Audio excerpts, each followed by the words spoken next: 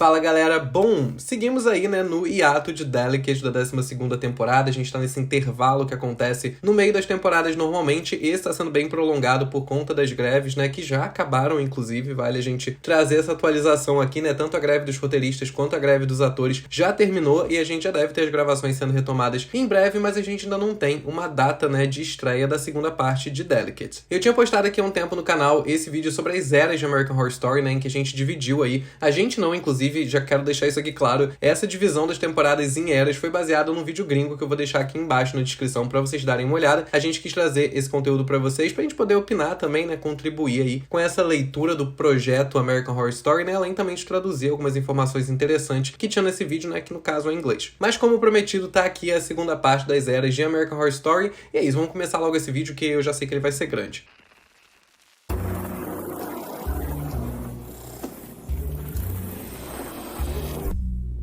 Antes de continuar aí com essa divisão das temporadas, já quero pedir pra vocês se inscreverem aqui no canal, se vocês ainda não são inscritos, deixarem o like de vocês aqui embaixo também, lembrando que as redes sociais da página, o meu canal solo e o meu apoio estão todos aqui na descrição, então depois entra lá e segue a gente pra vocês receberem aí, notícias de American Horror Story em primeira mão. Bom, se você não viu o primeiro vídeo ainda, eu vou deixar um cardzinho aqui em cima e também vou deixar aqui embaixo na descrição. Assista, porque senão esse vídeo não vai fazer absolutamente nenhum sentido pra você. Lá no primeiro vídeo eu falei da Era de Ouro de American Horror Story, que englobou aí as 4 primeiras temporadas, então Murder House, Asylum, Coven e Freak Show. E aí eu falei da Era de Prata, que englobou aí as temporadas Hotel, Roanoke, Cult e Apocalipse, que eu não falei no último vídeo, vou trazer aqui, porque é justamente em Apocalipse que a gente tem essa mudança aí, pro início da Era de Bronze, que são as últimas 4 temporadas da série, que no caso são 1984, Double Feature, NYC e agora Delicate. Foi até bom esse vídeo demorar pra sair, porque eu não ia incluir Delicate inicialmente nele, porque a gente não tinha visto nada da temporada ainda, mas agora já dá pra falar um pouquinho dela também. Então vamos começar aí com Apocalipse, que fecha essa Era de Prata de American Horror Story, antes da gente dar início aí pra Era de Bronze, que é a mais recente. Apesar de Apocalipse dividir bastante a opinião dos fãs, eu acho que talvez essa seja uma das temporadas que mais tem,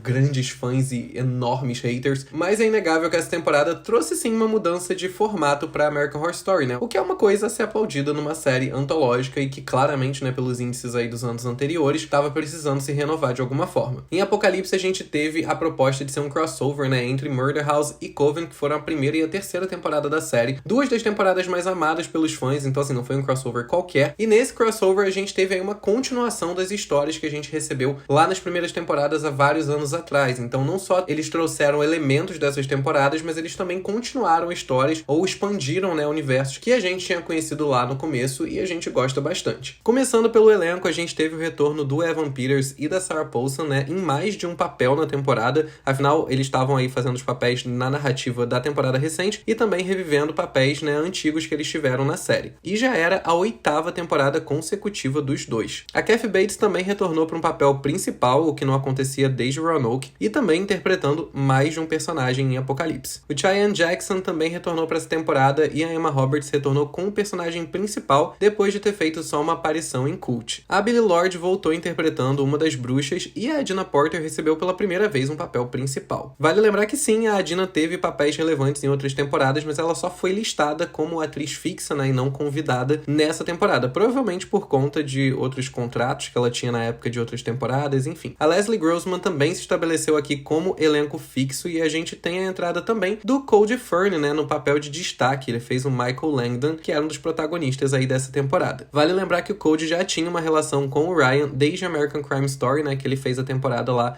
do Versace. Em questão de elenco, a gente teve um número considerável de atores queridos nos papéis principais e também convidados muito adorados pelos fãs, como a Frances Conroy, a Lily Rabe, o Dylan McDermott e a Connie Britton, que voltou pela primeira e única vez pra série desde a primeira temporada. A gente também teve a Stevie Nicks, a Gabourey Sidby, a Thaisa Farmiga, a Jamie Brewer, além de ninguém menos do que Angela Bassett e Jessica Lange realizando aí o maior fanservice já feito em American Horror Story, já que não tinha nada que fosse mais pedido por esse fandom do que o retorno da Jessica. Na sala dos roteiristas, a gente só teve uma mudança, que foi um nome, da equipe de roteiristas da temporada anterior saindo e a entrada de 2 novos, sendo sendo um deles, né, o Manny Coto, que passaria aí a ser um nome não muito querido pelos fãs, por conta de algumas contribuições meio não muito legais que ele fez, não só em American Horror Story, mas depois também em American Horror Stories, né, o spin-off da série. Inclusive, uma coisa que eu queria dar um puxão de orelha aqui em vocês é que, galera, o Manny Coto morreu, tá? Vamos lembrar disso? Ele era uma pessoa, ele tem inúmeros trabalhos muito prestigiados como roteirista, inclusive, apesar de eu já ter trazido o Manny Coto pra pauta aqui várias vezes e já ter criticado vários dos trabalhos que ele fez dentro do universo de American Horror Story, esses não foram os únicos trabalhos do Manny Coto na vida dele, independente de qualquer coisa que ele tenha feito profissionalmente, que tenha te agradado ou não te agradado, que tenha melhorado ou piorado a série que você gosta, ele era um ser humano que sofreu uma doença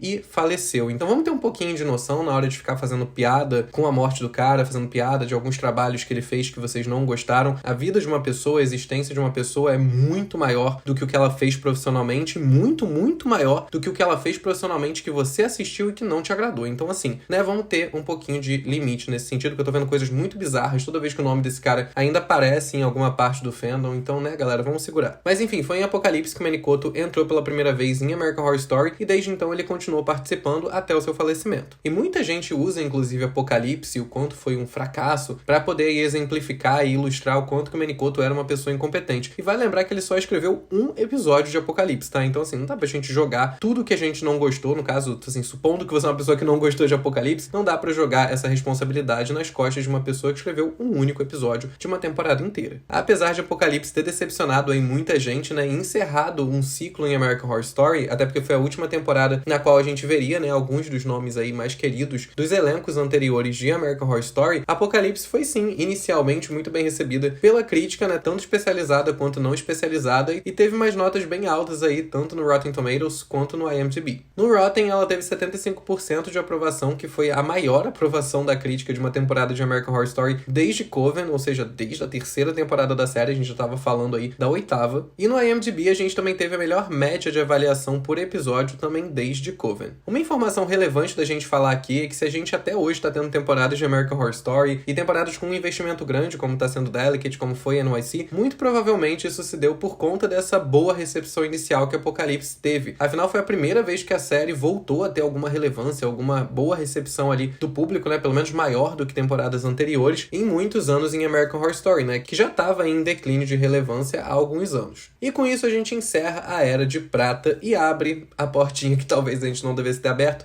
da Era de Bronze. Começando aí por 1984, uma das temporadas mais queridas pela parcela Gen Z do fandom de American Horror Story. Assim, sem sacanagem, foi uma das temporadas mais queridas aí dos últimos tempos, né? Tipo, dessa última leva de temporadas, eu acho que foi uma das mais bem recebidas pelo público. Mas vale a gente lembrar que apesar dessa boa recepção de 1984, ela não tá nessa posição, né, dando início à Era de Bronze à toa. Em 1984, a gente teve pela primeira vez a saída da Sarah Paulson e do Evan Peters, né, que eram dois nomes aí muito queridos pelos fãs, dois nomes que inclusive se consolidaram muito em American Horror Story, né, que hoje em dia são nomes muito conhecidos, mas que quando a série estreou lá 12 anos atrás, mais de 12 anos atrás, não eram nomes tão conhecidos assim. Então são aqueles atores que a gente meio que viu crescendo, sabe? A gente viu quando a Sarah Paulson tava fazendo uma participação numa temporada e a gente viu ela ganhando um Emmy, sabe? A gente viu o Evan Peters começando ali muito novinho numa primeira temporada e hoje em dia ele é um artista super consolidado. Então eram atores que tinham um vínculo ali muito afetivo com o fandom de American Horror Story e por isso a saída deles causou um impacto tão grande. E assim, se a gente pode dizer que a Era de Ouro se separa da Era de Prata pela saída da Jessica Lange, eu acho que a gente também pode dizer que a Era de Prata se separa da Era de Bronze pela saída da Sarah Paulson e do Evan Peters. E, gente, só pra deixar claro uma coisa, eu não tô dizendo, como eu já falei lá na saída da Jessica Lange, não acho que a saída de um elemento do elenco cause necessariamente uma perda de qualidade numa série. Eu acho que, né, existem outras formas de você manter uma qualidade elevada, independente de ter aquele elemento ou não. Como eu também não acho que a saída da Sarah Paulson e do Evan Peters foi um atestado de perda de qualidade. Eu acho que sim teve perda de qualidade, mas eu não acho que essa é a justificativa. Mas quando a gente tem dois elementos muito centrais de uma produção saindo dessa produção, isso anuncia alguma coisa pra gente, né? Ou anuncia que essas pessoas não enxergam mais nesse projeto a relevância que elas enxergavam anteriormente, ou que elas ficaram maiores do que esse projeto e por isso elas estão, né, migrando para outros projetos. Pode ser também uma decisão vinda de cima, pode ser a emissora achando que esses dois elementos não conversam mais com o direcionamento que eles vão tomar com a série a partir de agora, com o público que eles querem pra série a partir de agora, independente dos motivos. Quando a gente tem dois pilares principais de uma produção saindo dessa produção, isso anuncia sim alguma coisa, alguma decisão muito grande foi tomada por parte de alguém mais motivada aí, obviamente, né, por alguma grande mudança naquela produção que a gente tá acompanhando. No elenco, a gente teve a continuação da Billie Lourd, da Leslie Grossman e da Emma Roberts. Lembrando que nem a Billie e nem a Leslie são muito queridas aí pelos fãs, né? Então, não é um ponto, assim, muito a se enaltecer elas terem continuado na série, principalmente com a saída do Evan e da Sarah. Porém, a gente teve o retorno do Cody Fern, né, que ficou bem querido aí pelos fãs depois de Apocalipse. E a gente também teve a volta do John Carroll Lynch, que é um ator extremamente renomado e que interpretou um dos papéis mais icônicos da série, né, que foi o palhaço Twist lá na 4ª temporada. A gente também teve, vindo aí do universo do Ryan, a Angelica Ross, que interpretava a Candy em Pose, que também foi criação dele. E por fim, a gente teve a entrada do Gus Kenworthy, talvez a adição mais irrelevante já feita na história de American Horror Story, mas que entrou com um intuito aí meio parecido com a entrada da Lady Gaga, né, que é uma pessoa que já é conhecida por uma outra área aqui fora e que poderia atrair uma atenção extra pra série. Os 2 roteiristas que entraram na última temporada, incluindo o Manicoto, não voltaram pra essa temporada, e a gente teve ainda a saída de mais um dos roteiristas que tinha participado de Apocalipse. E no lugar deles, a gente teve a entrada de mais 2 roteiristas que foram ninguém menos do que os criadores da série Scream, né, que foi inspirada aí na franquia Pânico, que é uma das maiores franquias slasher de todos os tempos. Então, assim, fez bastante sentido essa adição no time de roteiristas, já que a gente estava fazendo uma temporada em homenagem ao gênero slasher. Então, assim, chamar 2 pessoas que fizeram uma série inteira para homenagear uma das maiores franquias desse gênero, muito provavelmente são pessoas, né, com referências, pelo menos que são fãs daquilo ali que elas vão estar fazendo. 1984 teve a melhor recepção de todas as temporadas de American Horror Story no Rotten Tomatoes, atingindo aí 88% de aprovação. Como eu já falei antes aqui no canal, né, de fato, depois da confusão que foi o roteiro de Apocalipse, né, que eles abriram tantos e tantos e tantos plots diferentes, que acabou ficando uma temporada aí meio caótica, deixou uma porrada de furo pra trás, eu sinto que eles tentaram em 1984 dar uma apaziguada e fazer uma temporada bem tranquilona pra não ter risco de cometer os erros que eles cometeram lá em Apocalipse. Então a gente tem em 1984 tudo girando ao redor de um mesmo plot, numa mesma locação, um elenco bem mais reduzido, né, uma história bem mais reduzida. Até quando eu falo de 1984 aqui, muita gente me interpreta mal, porque eu não acho uma temporada ruim, de forma alguma, não acho uma temporada mal feita, nem nada do tipo. Mas ao mesmo tempo eu acho uma temporada muito safe pra American Horror Story, sabe? Eu acho uma temporada muito dentro de uma zona de conforto que, pra 9ª temporada, a gente não pode mais estar nessa zona de conforto. Então minhas críticas em relação a 1984 é unicamente em relação ao quão pouco ela se propôs a fazer, sabe? Ela foi inspirada por um gênero de terror que é extremamente clichê e não tem realmente grandes plots e grandes reviravoltas, mas ao mesmo tempo eu não acho que por isso a gente tinha que se limitar a uma coisa tão simples quanto foi essa temporada. Então, sim, amarrou todas as pontas? Amarrou.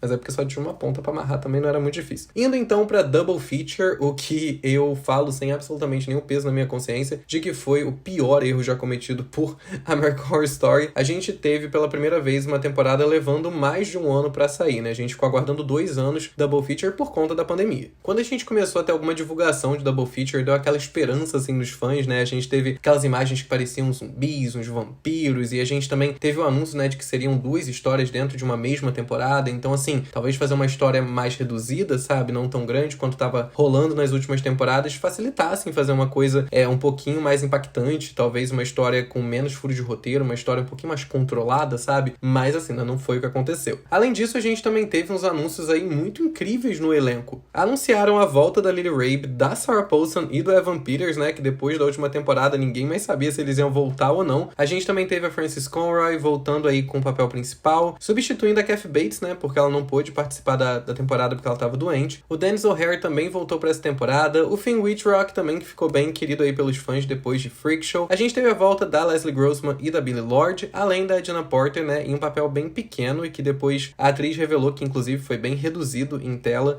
em relação ao que foi gravado. Inclusive uma coisa bem interessante de falar sobre essa participação da Jenna Porter em Red Tide, né, que foi a primeira metade de Double Feature, foi que não só ela falou que o papel dela foi extremamente reduzido no corte final em relação ao que ela gravou, em relação ao roteiro que ela recebeu, mas ela também falou que várias das inconsistências no tom da temporada, né, principalmente naquele último episódio que parece que nem se conecta muito com a temporada, ela também revelou que o motivo de isso provavelmente ter acontecido foi porque no roteiro que eles receberam a temporada não tinha esse tom muito sério e muito sombrio que a gente acabou vendo em Red Tide. Ela falou que era pra ser uma temporada bem camp, que não se levava tanto a sério, que os personagens eram muito exagerados, inclusive isso também foi uma das críticas que Red Tide recebeu percebeu, né, em relação a alguns personagens parecerem estar um pouco fora do tom sério daquela narrativa. Então, pelo que a Jenna Porter falou, isso foi um erro, sim, de direção, de eles terem recebido um projeto, mas o projeto que aparentemente deveria ser feito, que o diretor queria que fosse feito, não era o mesmo projeto que os atores estavam interpretando, que muito provavelmente por conta disso, né, por conta dessa mudança de direcionamento que aconteceu depois que a temporada já estava gravada, eles precisaram cortar muita coisa do personagem dela, porque acabou não encaixando nesse novo direcionamento que eles quiseram dar com esse projeto. A gente também teve o retorno da Angelica Ross, a entrada do Macaulay Culkin e da Ryan Kiera Armstrong. O Macaulay, apesar de ser um ator aí já bem conhecido, ele estava afastado das telas há bastante tempo, e sem dúvida, né, a entrada dele foi um dos fatores aí que mais aguçou o interesse de muita gente por essa temporada.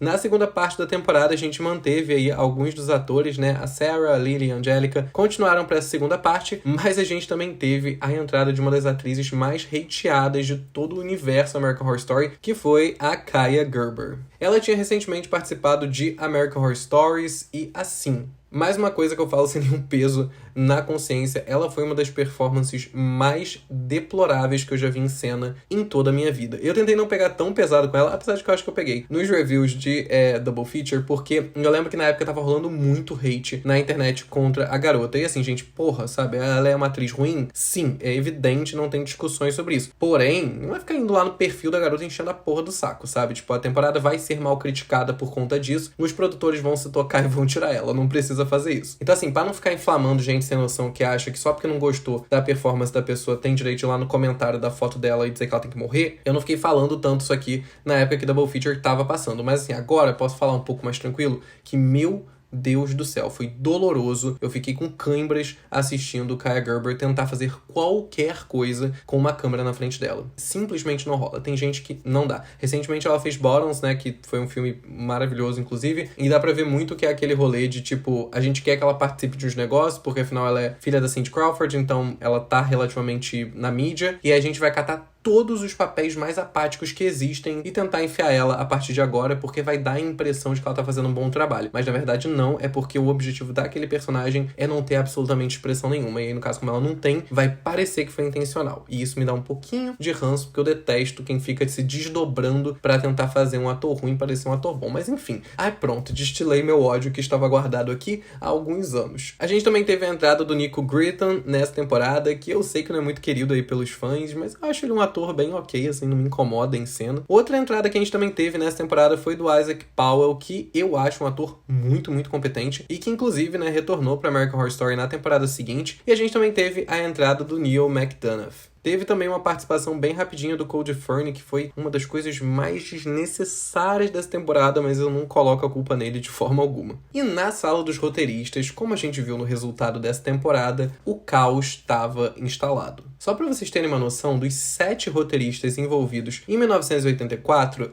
só 2 deles voltaram para Double Feature. O Ryan Murphy e o Brett Falchuk, que são os criadores da série, né? Não dá pra sair. O Menicoto foi uma das adições dessa temporada, né? Então ele retornou aí depois de ter saído em 1984. E teve também a adição de uns 2 roteiristas aí um pouco menos conhecidos. Não tô dizendo com isso que eles não são talentosos, tá? Assim, né? Talvez a temporada diga isso. Outra coisa que mudou em relação ao roteiro de Double Feature é que nessa temporada a gente teve uma mudança de dinâmica, porque nas últimas temporadas de American Horror Story, como é comum em praticamente qualquer série, a gente tem alguns roteiristas divididos em alguns episódios. Então, um roteirista é responsável por um episódio, o outro pelo outro. Em algum, às vezes, tem uma colaboração de um roteirista com o outro. Por quê? Porque é um roteiro, gente. Assim, uma pessoa, né, colocando ideias de uma narrativa no papel. Então, normalmente, funciona melhor quando a pessoa que idealizou aquela narrativa, né, ela é a responsável por colocar aquilo no papel e dar as instruções, né, pra produção de como ela quer que aquilo ali fique. No caso de Double Feature, a gente teve todos os roteiristas trabalhando em todos os episódios. O que eu acho que já é o suficiente pra gente entender por que essa temporada foi o caos que ela foi. Porque além da confusão de ideias, né, de 5 pessoas diferentes estarem opinando numa mesma história, o que, né, a gente já fez trabalho em grupo na faculdade, na escola, a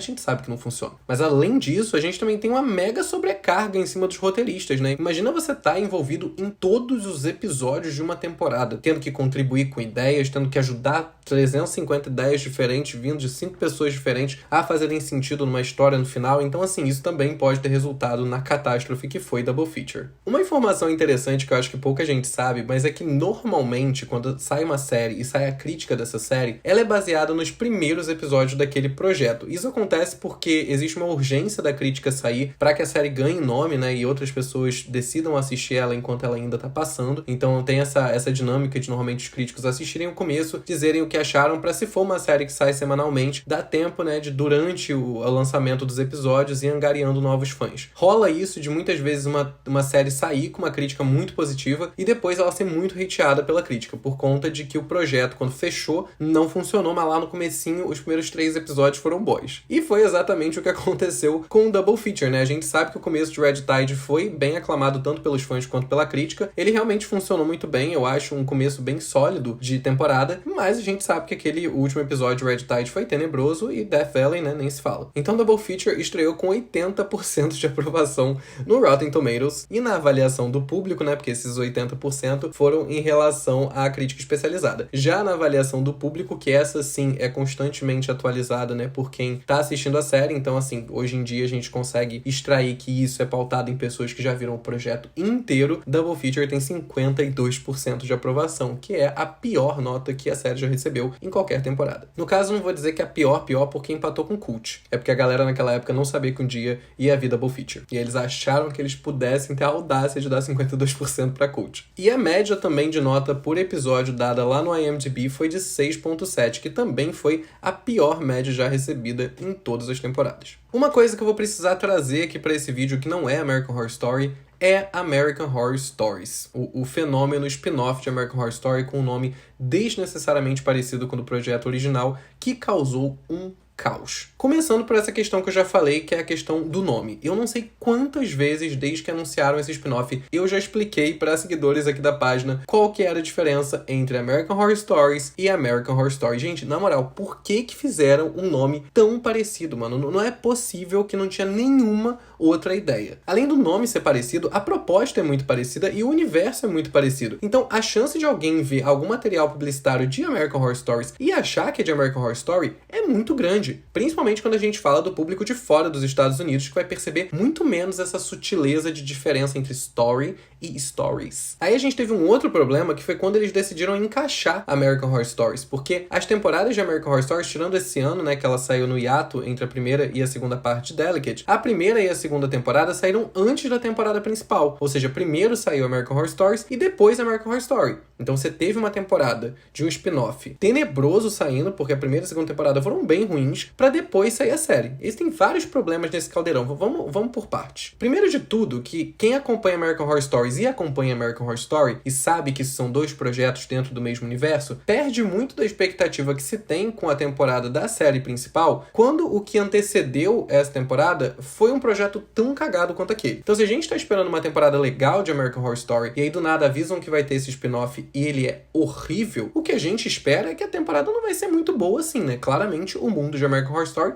está um caos. E a mesma coisa aconteceu na segunda temporada. A gente teve uma segunda temporada de American Horror Stories estreando, mais uma vez, bem ruim, e depois uma temporada de American Horror Story. Então, assim, quando a gente tá falando de produtos, né, levando o nome de uma mesma marca, quanto mais produtos de péssima qualidade existem dentro do universo dessa marca, menos credibilidade a gente dá pra essa marca. Então, quem acompanha o mundo American Horror Story, né, tanto a série principal quanto o spin-off, acaba ficando com um pé atrás em relação ao caminho que, né, esse universo tá tomando. Além disso, a gente também teve um grande problema na hora da divulgação. Porque o que acontece? American Horror Story é um projeto da FX. American Horror Stories é um projeto da Hulu, que também é da Disney, como a FX também é da Disney, porém elas não existem na mesma emissora. Uma é de um sistema de streaming e a outra é de uma emissora de televisão. Só que a Hulu tem uma verba para divulgação muito maior do que a FX tem, o que causou uma divulgação muito mais massiva do spin-off da série do que da temporada principal, fazendo com que muitas pessoas pessoas esbarrassem muito mais com a divulgação de American Horror Stories do que com a divulgação de American Horror Story. Quem percebeu a diferença e viu que não era a série principal, entendeu que era um spin-off, mas não necessariamente esbarrou com a divulgação da série principal, o que fez com que muitas pessoas nem soubessem da existência das temporadas que foram lançadas depois de American Horror Stories, porque a divulgação de uma foi tão maior do que da outra, que muita gente nem ficou sabendo que ia ter uma temporada de American Horror Story depois. Eu que fico aqui bem dentro do fandom, vi muita gente que não sabia do lançamento de Double Feature e não sabia do lançamento de NYC. Quando eu comecei a postar os reviews das temporadas, muita gente comentava, nossa, tá passando, nem sabia que ia ter American Horror Story. E, gente, vamos lembrar das divulgações de outras temporadas, um dos pontos mais altos de American Horror Story era o trabalho de marketing que eles faziam. E a gente ter chegado num ponto onde se lança uma temporada e ninguém nem sabe que ela tá sendo lançada, claramente tem coisa errada aí. Então, sim, o fenômeno American Horror Stories, ele precisa ser citado aqui, porque ele interferiu demais na história de American Horror Story, de uma forma bem negativa, inclusive. Esse ano a gente teve, né, esse mini evento de American Horror Stories, né, sendo lançado no meio da temporada, o que eu achei um pouquinho mais prudente, né, a data de lançamento, e também foi um pouquinho melhor. Então, assim, talvez as coisas estejam se alinhando, mas não estavam alinhadas há um tempo atrás. Então a gente vai pra NYC, a penúltima temporada da série, né, que tava aí com uma pressão bem grande em cima dela, afinal ela tava vindo depois de Double Feature, a expectativa da galera tava lá embaixo, por mais que isso pareça, tipo, mas aí era fácil de superar, sim, mas as pessoas já estavam, tipo, querendo falar mal, sabe, as pessoas já chegaram pra ver uma temporada ruim, então assim, a NYC tinha algo a provar, e ela também, né, veio depois de uma temporada de American Horror Stories, no caso a segunda temporada foi um pouco menos massacrada do que a primeira, mas também não foi boa. NYC foi aquela temporada que deixou a gente completamente no escuro em relação ao que ia acontecer, a divulgação foi totalmente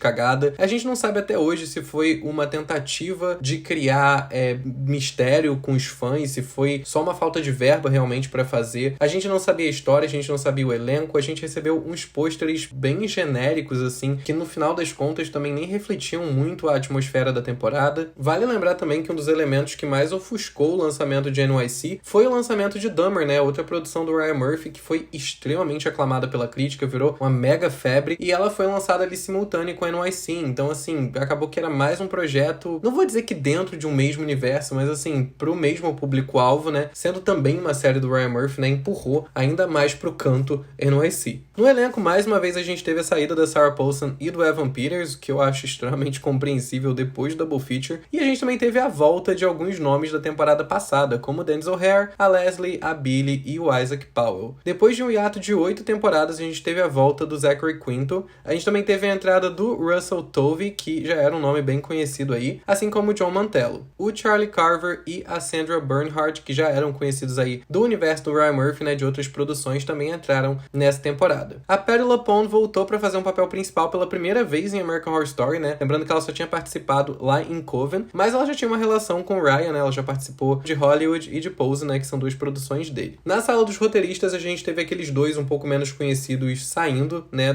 da equipe. O Manny Coto ficou mantido para essa temporada, assim como o Ryan e o Brad, né, que claramente não podiam sair. E a gente também teve a volta do Ned Martell, que já tinha roteirizado episódios lá de Hotel e Roanoke, a Jennifer Salt, que foi roteirista lá da Era de Ouro da série, e também a adição de uma das roteiristas de Pose e do Charlie Carver, né, um dos protagonistas da temporada, né, no caso, pela primeira vez, uma pessoa do elenco estava roteirizando um episódio da série. NYC voltou a dividir bastante a opinião dos fãs, a gente teve essa temporada focada na epidemia de AIDS que aconteceu em Nova York nos anos 80. A temporada recebeu algumas críticas em relação a não focar tanto, né, nas outras partes da comunidade LGBT, focar mais ali na questão dos homens gays mesmo. Teve um tom bem mais sombrio do que Double Feature, né, graças a Deus, porque aquele tom claramente não deu certo. Então assim, foi uma temporada bem mais séria, né, com bem menos firula do que a gente já viu em outras temporadas de American Horror Story, que também não foi tão bem recebido assim. Eu sinto que o fator camp de American Horror Story, ele é muito querido pelos fãs, então não teve nessa temporada, né, ela foi bem mais séria. Mas uma questão que eu acho meio indiscutível dessa temporada é que a gente teve uma elevação cinematográfica muito grande em relação a Double Feature, né, em relação à direção, em relação à fotografia. A gente teve uma melhora muito grande, não vai ser uma temporada muito bonita, então pelo menos pareceu pra mim que houve uma melhora de investimento em relação à última temporada, que foi um grandíssimo fracasso. NYC recebeu 71% de aprovação da crítica especializada no Rotten e apenas 41% do público, pegando aí o troféu de pior aprovação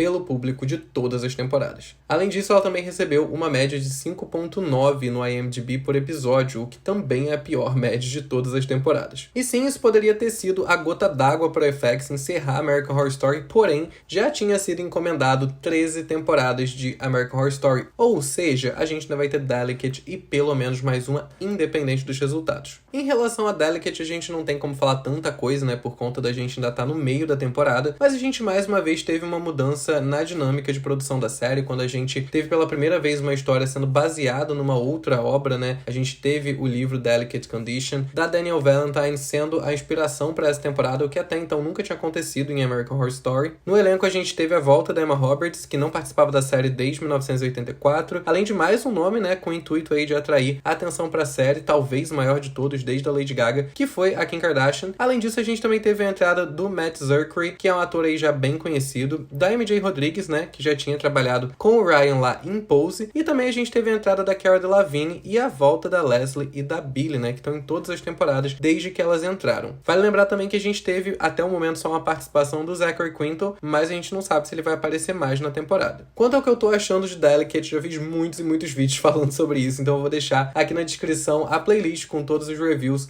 dessa temporada atual, né, que no momento tá no hiato, mas ainda vai continuar muito provavelmente só em 2024. Então se você quer saber o que eu tô achando de Delicate, vou deixar a playlist aqui embaixo, que aí você vê com calma e com detalhe minhas opiniões sobre essa temporada. Em relação à recepção de Delicate que eu tenho visto até agora, né, não tô falando agora baseado em nenhum dado, em site, notas de crítica especializada, falando assim, baseado no que eu tô vendo a galera comentando mesmo, e eu sinto que Delicate não tá desagradando tanto quanto temporadas anteriores já desagradaram, mas eu sinto que o ritmo da temporada tá sim sendo um problema. Muita gente tá achando muito monótona, muita gente tá perdendo a vontade de continuar, né, eu falei inclusive num dos meus reviews que eu achei que esse último episódio pré-hiato, ele não foi impactante o suficiente pra galera querer ficar, né, até a volta da série. Então eu concordo em relação ao ritmo, eu acho que a gente tá tendo uma temporada bem monótona, apesar de que a gente tá tendo uma temporada bem filmada, bem atuada, relativamente bem escrita, né, no sentido de que pelo menos as coisas parecem estar se encaminhando pra uma coisa